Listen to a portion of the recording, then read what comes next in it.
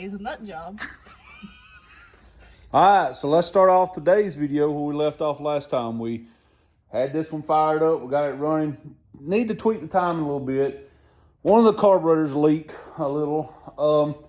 It's got a couple of little minor issues. I'm probably not going to address them. I'm going to let the owner address them because one, the carburetor's leaking on the back, and I believe they're going to change those carburetor, or at least change that carburetor anyway. So there's no reason for me to worry about it. The choke's hanging up a little bit on it. I tied it, but it's still trying to kind of close up a little bit, which is causing it to, do its thing. But all in all, it's pretty close. It's close enough to go home. It needs the timing tweaked and needs a fuel leak fixed. Carburetor's all going to come off transportation anyway, so if I fix fuel leak, I'd probably cause it again taking them off. You understand what I'm saying? And the timing, well, they're going to set it once I get it in the car and get everything put on it, and if they want to run the vacuum or whatever, they're going to figure all that out. So I'll let them set the timing and all on it. It's running. It's healthy. It's as smooth as silk sitting there. It revs stupid quick. I'm overall very pleased. Once all the tuning gets done with this engine, I mean, it's just awesome. Once all the tuning gets done with it, I'm sure it'll make them an engine that'll last them a long, long time. I mean, I guess it all depends on how you treat it, right? But I'm sure it will. It definitely has a vacuum leak. I can hear it when you rev it, and when you rev it and let off, you can hear a little toot, toot, toot. When it comes, you can hear a little vacuum leak, and I think it's coming from that back carburetor back there. That actually developed on the run stand. I'm not picking on the carburetors or anything like that. Don't take it as that, because yesterday when we ran it, it didn't have that. It was perfect. It wasn't leaking from the carburetor at all. It run fine. This morning I fired it up, and I noticed it was leaking a little bit from the carburetor, and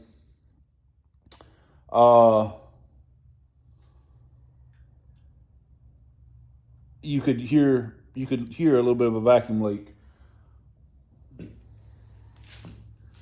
I wonder now if the float hung in that back one, and it's getting too much fuel and overflowing out the vent tube.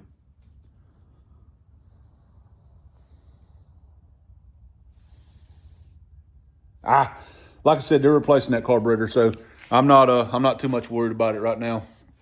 But that's the only issue I've seen with this thing. It idles with 50 pounds of oil pressure. That's better than the one in my Galaxy does. Let me hit you 1 second with oil pressure and what a lot of people say, talk, and do, and all the things about oil pressure real quick. Let me hit you. I never really thought of oil pressure as one of those things that was much of a debated thing until recently I seen a post on Facebook where they were discussing oil pressure, in particular bearing clearances. So I just kind of took for granted that everybody ran with the same type of knowledge on these things. Now, when you do bearing clearances, you generally do 1 thou per inch of the diameter of the crank. You understand what I'm saying? So if your crank is 3 inches, you'd have 3 thou. You know what I'm saying? These cranks are just under that, and it seemed to be common on this post that people were talking about. They were debating out and back what clearance should be, and it seemed common for a lot of people to say, oh, I run 2 to 2.5. In my mind, that's too tight. And I go by the old school theory of if you build it too tight, if you build it too loose, you'll know it. If you build it too tight, everyone will know it. Meaning, you know what I'm saying? I tend to build mine at 3. My bearing clearance is a minimal. Well, I don't say a minimum. I like to have mine on 3 is what I like to have mine on. Now, like in my Galaxy, what does that translate into in real world scenarios? Okay, in my Galaxy, for example, my Galaxy will sit there and idle with 30 to 40 pounds of oil pressure. Brand new fresh motor, it sits there and idles with 30 to 40 pounds, somewhere in that neighborhood. I wouldn't care if it was honestly a little lower. And you can run a thinner oil and bring that oil pressure on down. And I'll explain why you do that in 1 second. But mine is somewhere around the 30-pound mark. But when I go through the traps at the end of the track and she's singing 6,800 RPMs at the end of the track, it's making almost 100 pounds of oil pressure. Don't worry about low oil pressure at idle as long as your oil pressure comes up. You know what I'm saying? As long as it makes oil pressure, don't worry about the oil pressure, basically is what I'm saying. Now, when I was talking about thinner oil, that drive shaft that goes from your distributor down is turned by the distributor, which is turned by the cam, which is turned by the crank. You understand? You following along, you know, the knee bone's connected to the, all right. So your drive shaft that runs the oil pump comes up and goes into the bottom of the distributor. The distributor has a gear on it that's turned by the cam. The cam is turned by the crank. So when you run a thicker oil and you have this phenomenal oil pressure that you get to brag about, mine makes 60 pounds of oil pressure, mine makes 80 pounds of oil pressure, and you get to brag about all these numbers, you're robbing horsepower from your engine because it takes horsepower to turn that thick oil. It's like trying to stir honey or some kind of syrup. And you don't need all that. Your engine just needs oil. It doesn't necessarily need 80 pounds of oil pressure. It just needs oil pressure. There is debate on the number. Some people say this number, some people say that number. When I was a kid, everybody used to say 7 pounds of oil pressure per every 1,000 RPMs and you'll be fine. So if it's sitting there idling at 1,000 RPMs, it makes 7 pounds of oil pressure to run forever. That's what the old timers used to say when I was growing up. I don't know what the magic number is, and I'm not trying to give you a magic number. What I'm trying to say is don't be concerned about low oil pressure. In some instances, if you're trying to make power and you're trying to really gain every ounce of power out of an engine, the low oil pressure might actually be a benefit to you instead of a hindrance. Take all that with a grain of salt because most people are going to like what they like. Some people like seeing that big number and it gives them their security blanket. And that's fine. Just know you're robbing a tad bit of power from your motor when you do that. But if you're not racing, who cares? If it's a street motor, who cares? My Galaxy, I tend to run a little thinner oil and I see a little lower oil pressure because I try to gain that little bit more power.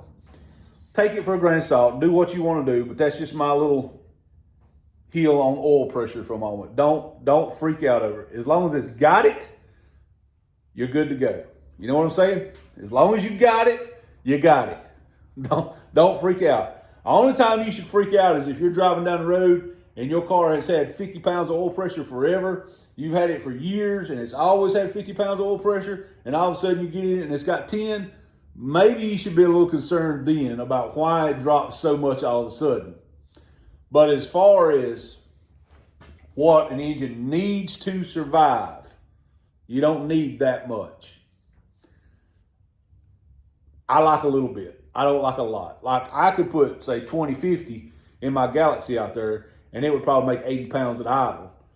I don't need 80 pounds at idle. I'm okay with 30 pounds at idle. You know what I'm saying?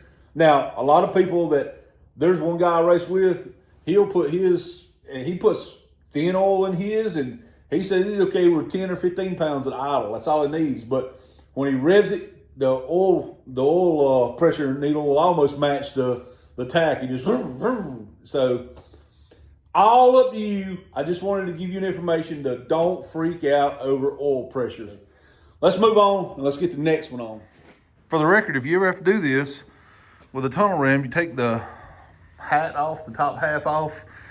The inside, at least on this wheeling, wind, you take the had off the inside 4 bolts, which happen to be right in the middle of the engine, line up perfectly with your carburetor plate. So you can pick your engine up. You just have to take the hat off to do it.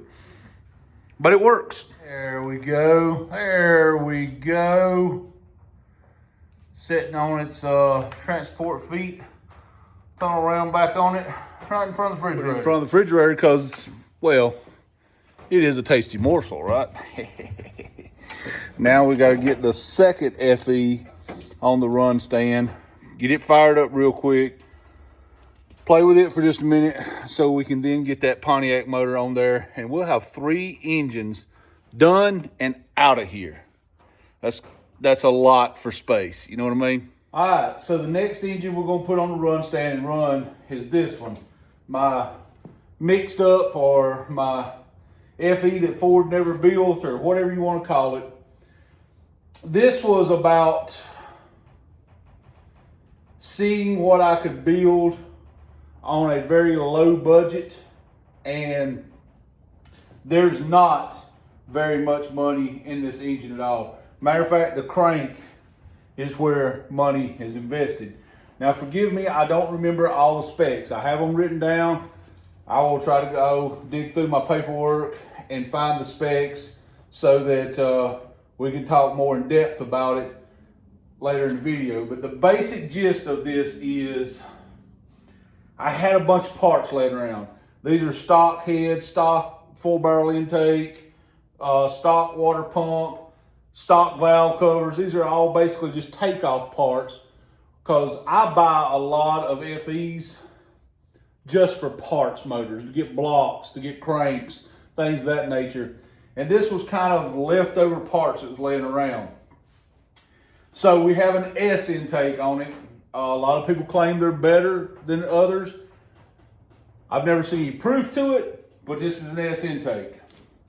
It is a 4080 bore. It's a 30 over block. It has some DSS pistons in it that they made for me.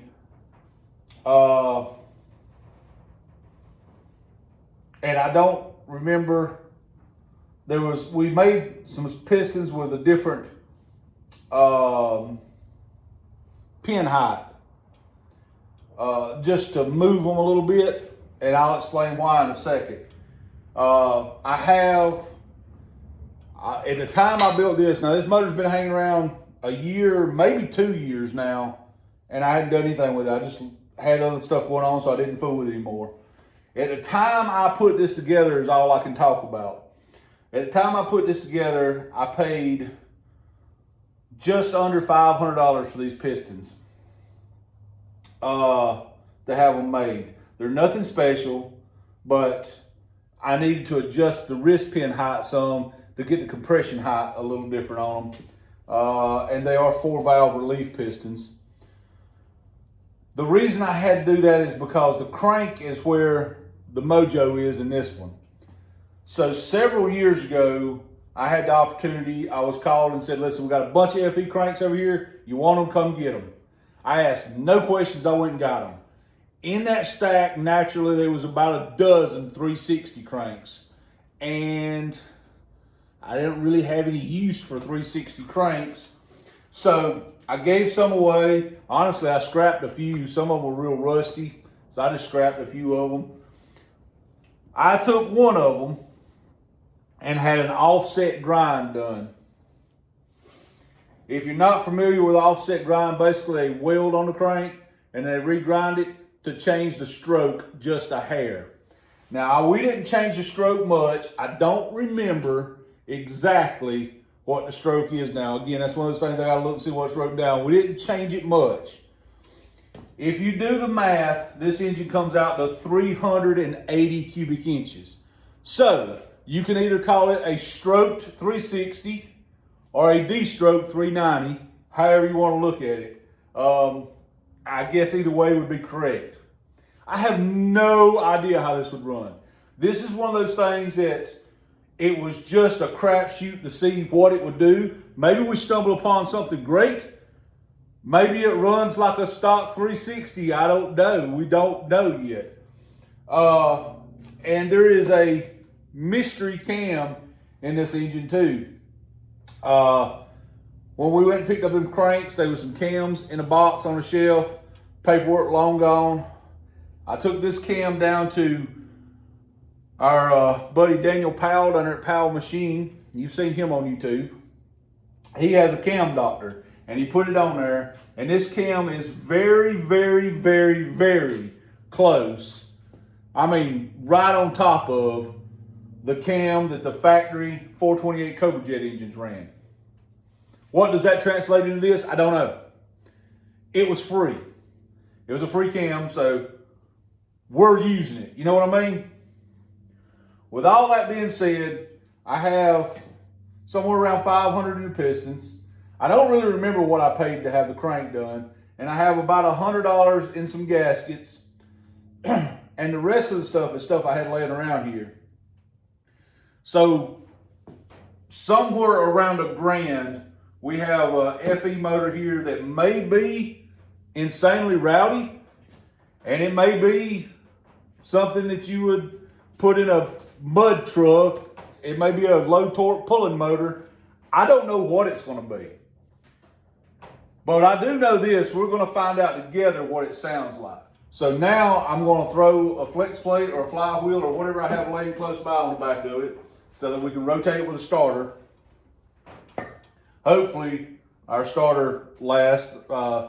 We went and traded that starter in on the last one and it's already making noise or it's already spinning and not kicking out sometimes, I mean to say. And so who knows how long it's going to last. But as long as it'll last long enough to crank one more engine, I'm satisfied. Now, I know somebody's going to talk about how this is a waste of money and how this is not something you should probably do and all that. Keep in mind, I did this for two reasons. One, to make content. And two, these are all parts that I had laying around. I didn't actually have to buy anything. At the end of the day, I could have put a stock 360 crank in it and stock pistons back in it. Or I would have had to buy pistons no matter what. So I could put just some like sealed power, cheap $200 sealed power pistons in it and had a good running 360. And I would have had $500 in the entire engine. So this is one of them just to put it together to show that every FE doesn't have to cost a bunch of money. And at the end of the day, if this thing's actually kind of rowdy, we put together a rowdy FE motor and got maybe $1,000 in it. So hey, it's worth the gamble is what I'm saying. Because at the end of the day, it's all good parts, just stock parts. So it's worth the gamble to try something every once in a while just to see if it works, especially if you got stuff laying around. So when making plug wires, I do mine just a little different than some people. I just take the boots out and just shove them over the spot on the distributor. And I do this. It helps me mentally figure out how I want to route them and how they look good. Now, excuse the fact that these are weird looking blue wires. These are Excel wires. I had them left over here from a project that I done for another guy. And he requested blue wires on his engine. Whatever you want, you know. But when we got them, they sent the wrong end. They sent a 90 degree instead of a 45, and they wouldn't work with his headers or whatever. So I set these aside and saved them. And now they're going to be free wires for this project. So take a look at what I got. So the first thing I do is come through here. I got something on that one. First thing I do is come through here and just shove the ends on here. I don't have put together anything. It's just a rubber boot. I shove it on here. So when I get ready to make the wire, I come across, I figure out how long I want it, and then I just shove the wire in the end of it to keep it for just a second. And that will allow me to decide if I need them turned this way, if I need them turned this way, if I got to go through here. It helps me visualize. Now some people, of course, they just clip, make, and done, and it doesn't matter. But I need visual aids. And with this engine, honestly, all we're trying to do is crank this engine up with as little cost as possible. Like I said earlier, we really have no money in this engine. So at the end of the day, I don't even have to cut these wires to length and fit them or none of that. I could just leave them long, go around here and put them on. But if I'm already making them, I'm going to make them right, and then down the road, somebody wants different wires on it, they can pull them off and put different wires on it. You know what I mean? So the next wire that goes on here will be 5. Now they go counterclockwise. That's this way. That's backwards of the clock. I know a lot of people don't read the clock anymore. They'll counterclockwise. So the next one will be the number 5 wire, which will be this one. So I know this boot needs to go in this direction in order to make it clean looking. But the question is, do I want it to go across here, through here? You know, let's figure out what I want.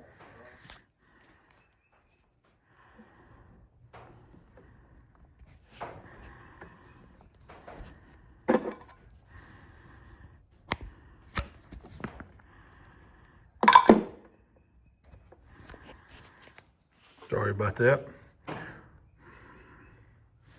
But then just shove that right in the end of there.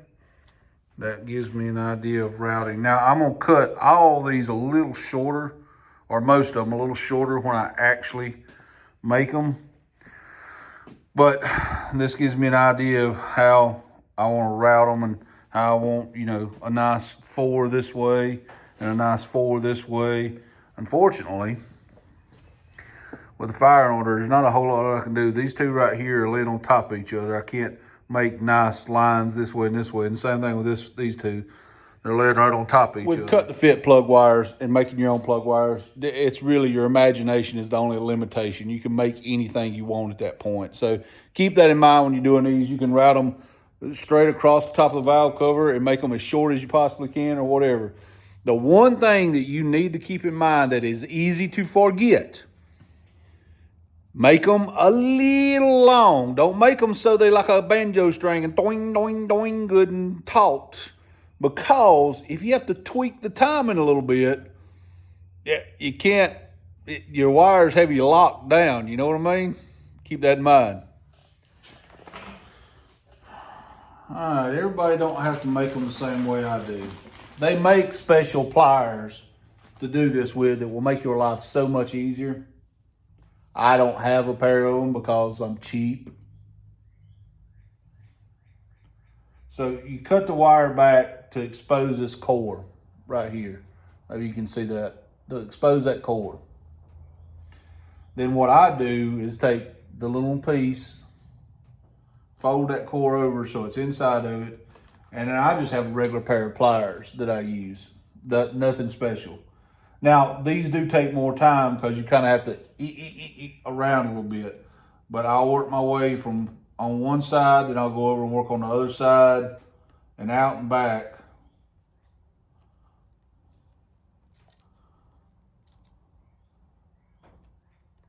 Till I get that thing crimped down. And I just keep working on it like that.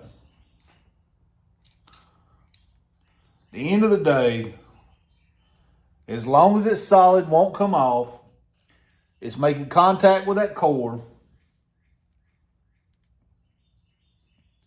and it resembles somewhat of a round shape, it'll work.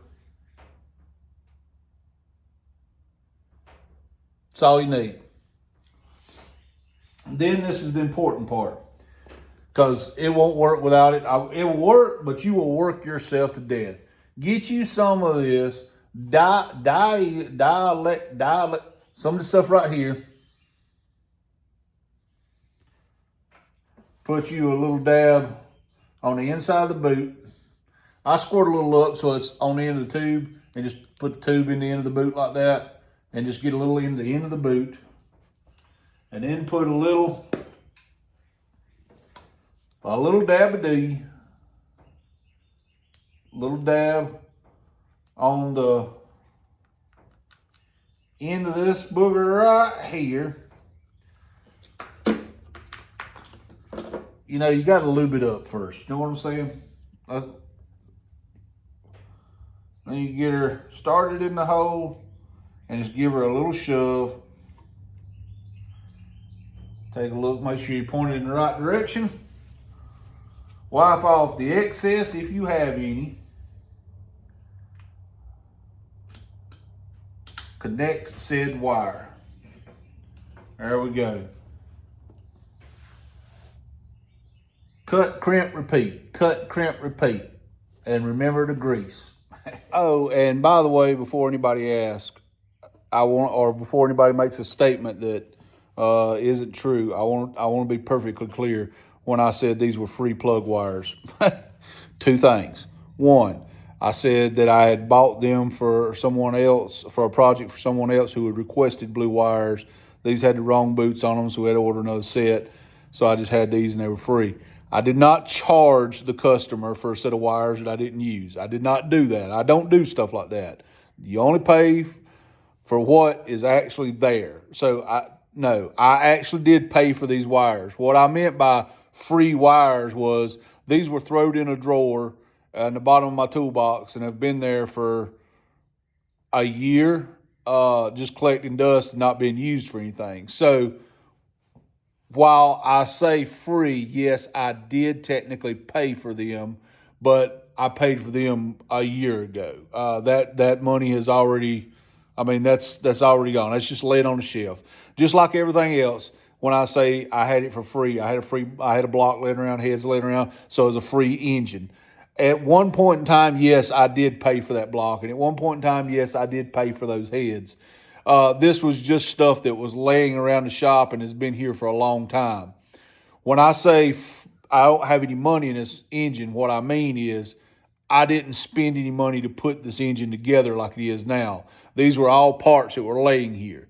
If, for instance, you don't have any parts laying around, then yes, you will have to spend a little bit of money. Well, I've made the plug wires and I made my little wire loom. Now, keep in mind before I show them to you, I'm not trying to win a car show with this one.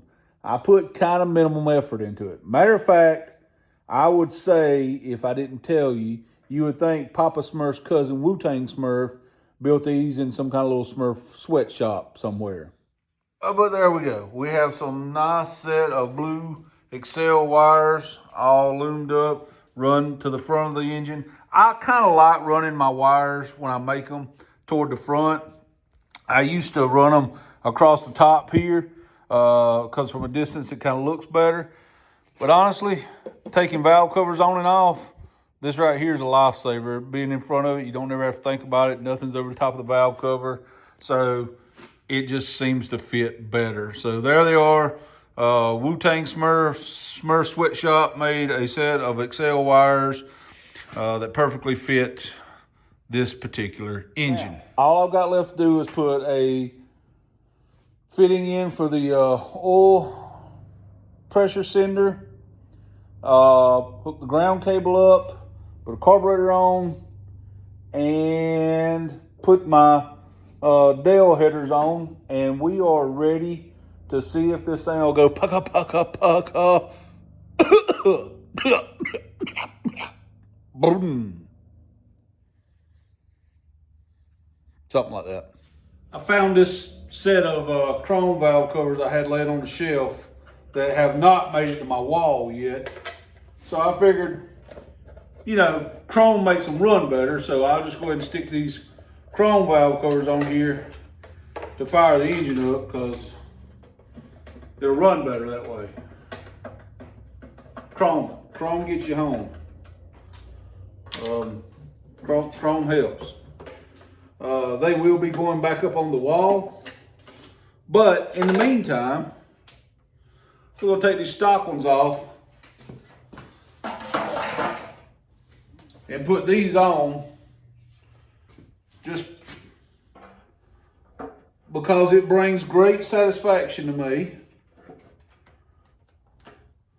to have chrome valve covers on an engine for no other actual reason behind it than that, really. They sure do make a motor look better. Now, at the end of the day, this doesn't look like a very radical motor, and I kind of like that about it, that it looks kind of plain Jane. Before I put these tall valve covers on it, it honestly looked like an engine somebody pulled out of their granddaddy's old pick-em-up truck that'd been sitting in a field somewhere. Just kind of has that look about it. Somebody asked me about these carburetors. They said, are you a fan of those carburetors since that's what you run on your run stand? No, this is what was laying over there. That's why it's on here. I put enough thought into it to go, this is the closest one to where I'm physically standing, so I'm gonna go get it and put it on there. There's a lot of people out there building max effort motors. This one is a minimal effort. I think we got everything hooked up now. I'm gonna put a little fuel in the tank. Oh, I gotta put headers on it.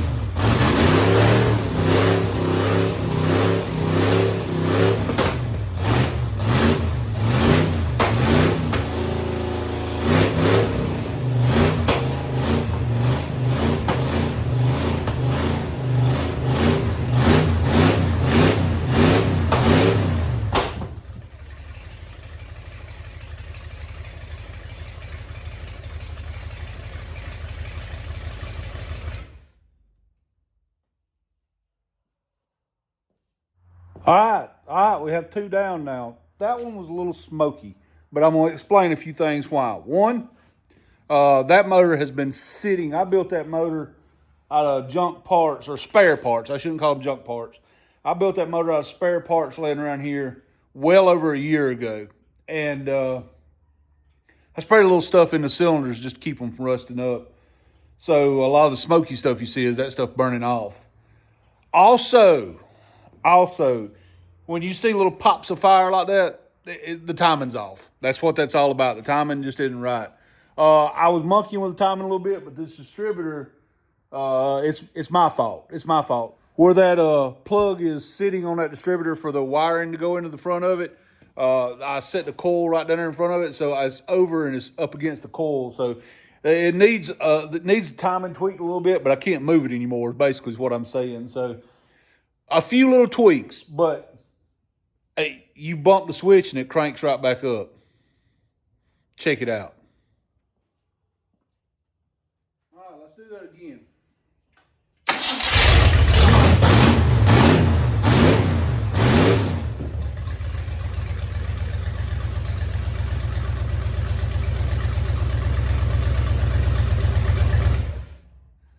So there we go. We have the, I don't know if you want to call it the mystery FE, the mixed up FE, the junkyard FE. It's not really junkyard. I don't know what you would call it.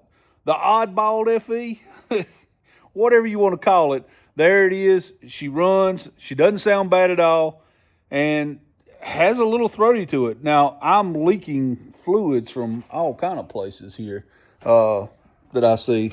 Fuel pump's leaking fuel. Apparently, I've got a little bit of an oil leak. You know what? It's got a couple of leaks. But all in all, this is a dirt cheap FE that we put together. Does it sound like the tunnel ram FE? God, no. No, it doesn't rev like that. It sounds like an old truck motor. That's exactly what it sounds like. It sounds like you took Grandpappy's truck and put a cam in it. That's what it sounds like. It definitely has a decent little rumble to it when it's sitting there idling. I mean, all in all, it's probably a great street motor. It's probably great street motor. It probably, on its best day, the way it is, 320, 350 horsepower, maybe 375 if you're real lucky. You know, I'm not trying to be dishonest with anybody about it. It's not an extremely rowdy motor.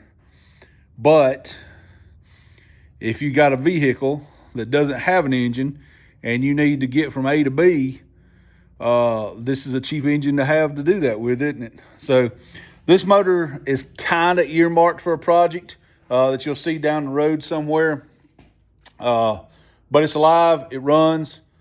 I'm glad to get that one off the plate because it's been sitting around for a long time. Now we got to do the Pontiac motor. And once again, I'm going to have to be a little off with you because I'm just going to have to do a whole nother video and dedicate it just to the Pontiac motor. I should have said from the start, it's going to be one motor, one video for each engine, but it wasn't said from the start. And it basically comes down to, with the little tweaks and things that I do, the videos end up being so long that I just need to cut them off. Two reasons. One, I film with my phone. I can only hold so much video on my phone. So I need to keep these things. I really don't ever need to go over 45 minutes. I try to keep them 20, 30 minutes, but don't never need to go over 45 minutes. So that's one reason. And the second reason is there's just so much to change over from this stand to go from a Ford motor to a GM product. I mean, Pontiac's a GM product, right? To go from a Ford motor to a GM product that there's just so much to do that it would just eat up so much time. So next video will be the Pontiac engine running. And since I'm trying to stay on a regular schedule, this video comes out on Friday, I believe it is how I got it set up. So that means on Tuesday, the following Tuesday, the Pontiac motor video will come out. I think that's how we got it set up, as long as I can get all my ducks in a row. I'm kind of confusing myself with trying to store up some videos. Hey, God bless you guys. I appreciate you all for watching. Let me know what you think. This is a oddball little engine. It's the FE that Ford never built. It's just random stuff that I had laying around. I see a little oil leak there. Random stuff that I had laying around, and we just wanted to see how it would run. And it sounds pretty good. It runs pretty good. I'm not going to run it any more than this because it's earmarked, as I said, to go into a project, and I would much rather run it and do all the proper stuff with it sitting in the vehicle with full exhaust on it so we can listen for any noises or anything in case there is anything. But for the most part, I'm happy with the engine. I wouldn't be worried about it in the least bit. So take it off stand, wrap it back in plastic, and it'll sit back in the corner for a little while till it's time to go on that project. It's all about expectations. Something like this is dirt cheap to build. And if all you're doing is trying to get your car to go out and back to a car show, this is all you need. If all you're doing is trying to get out and back to work, this is all you need. Like the old ramp truck out there. If all I need is something to haul a car, that's all I need. You know what I'm saying? I don't have to have a crazy motor. Now, the engine that's in the Galaxy, I would tell you what's in it, but my wife has made me a promise that she won't complain about it as long as I never mention how much is invested in it. So I'm not going to tell you how much is in the Galaxy motor, but I'll tell you it's probably close to 3 times as much money in the engine as what's in that tunnel ram motor. So, you do the math on that one. But stay tuned. The Pontiac motor is over there. The Pontiac motor is next up. I'll again start on it as soon as I end this video, and we're going to have it on the stand and running very, very soon.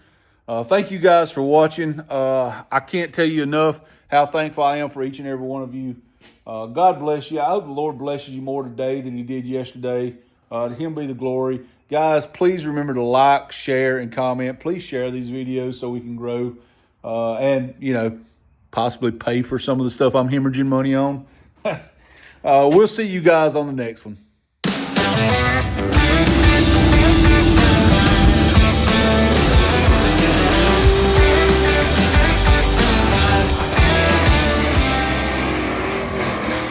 I'd say it's a nut job.